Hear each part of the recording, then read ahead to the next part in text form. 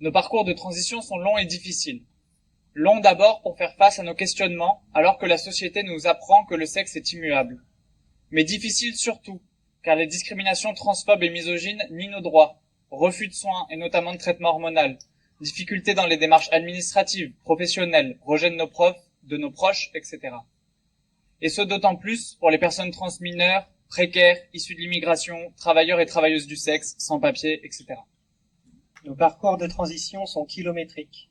Des kilomètres pour trouver un généraliste à notre écoute, puis enfin d'aller jusqu'à Rennes, pour trouver des spécialistes et s'entendre dire que finalement, il ne s'occupe pas de ça, qu'il n'est pas formé et qu'on devrait rouler encore quelques kilomètres pour trouver quelqu'un d'autre.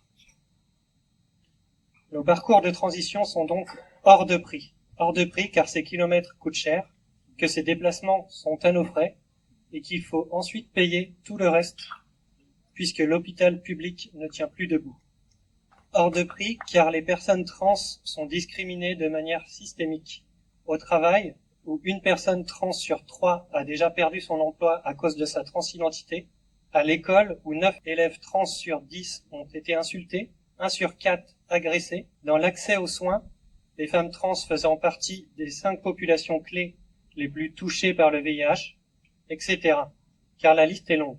La transmisogynie d'État se retrouve partout, dans les CPAM qui refusent les accès aux soins, dans les propositions de loi mortifères contre les mineurs trans, comme la loi Eustache-Brignot, dans la destruction des services publics qui nous touchent toutes et toutes.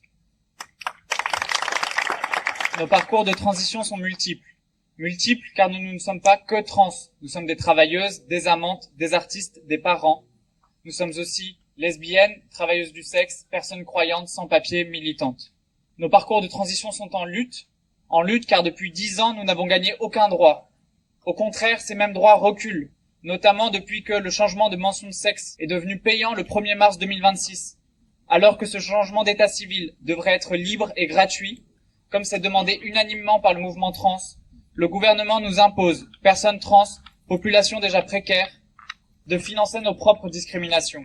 Et plus généralement en lutte, car toutes les luttes sociales sont des luttes trans. Lorsque la proposition de loi sécuritaire du député Charles Rodwell, qui s'attaque aux droits des personnes migrantes en augmentant les durées de détention administrative, conditionne le changement de prénom à un casier judiciaire vierge, l'État s'attaque aussi aux personnes trans.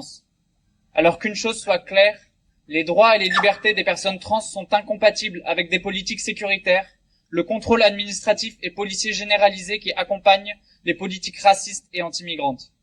Nos transitions sont collectives, car face à la montée du fascisme, nous faisons corps dans nos familles choisies et dans les collectifs et dans les associations d'autosupport.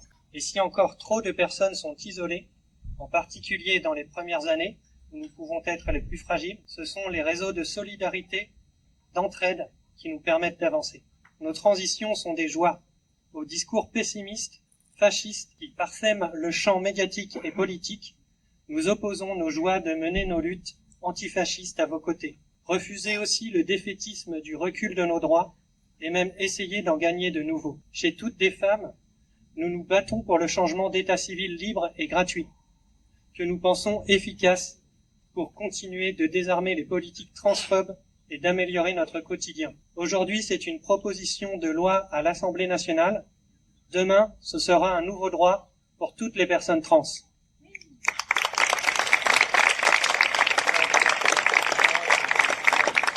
Merci. Bonne Pride. Merci. Merci à